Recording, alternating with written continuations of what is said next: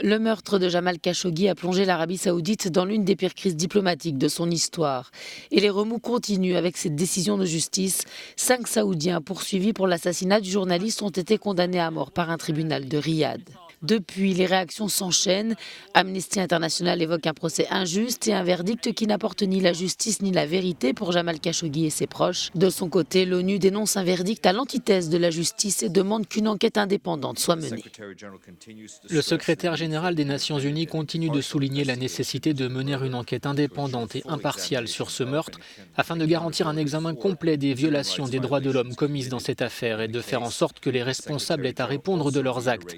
L'ONU réitère également l'engagement des Nations Unies à garantir la liberté d'expression et la protection des journalistes ainsi que son opposition de longue date à la peine de mort.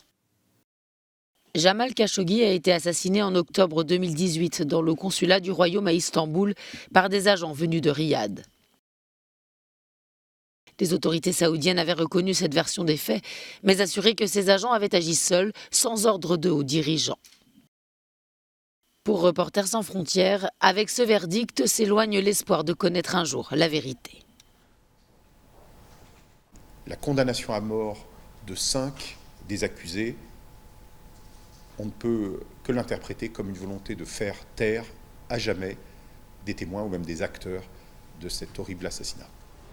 Sur les 11 personnes qui ont été inculpées dans cette affaire, 5 ont été condamnées à mort, 3 à des peines de prison totalisant 24 ans d'incarcération et 3 autres ont été acquittés, notamment Saoud Al-Qahtani, un proche conseiller du prince héritier, et le général Ahmed Al-Assir, ancien numéro 2 du renseignement saoudien. Également mis en cause par la CIA, le prince héritier lui-même. Ce dernier dément avoir ordonné le meurtre mais reconnaît en porter la responsabilité en tant que dirigeant du royaume.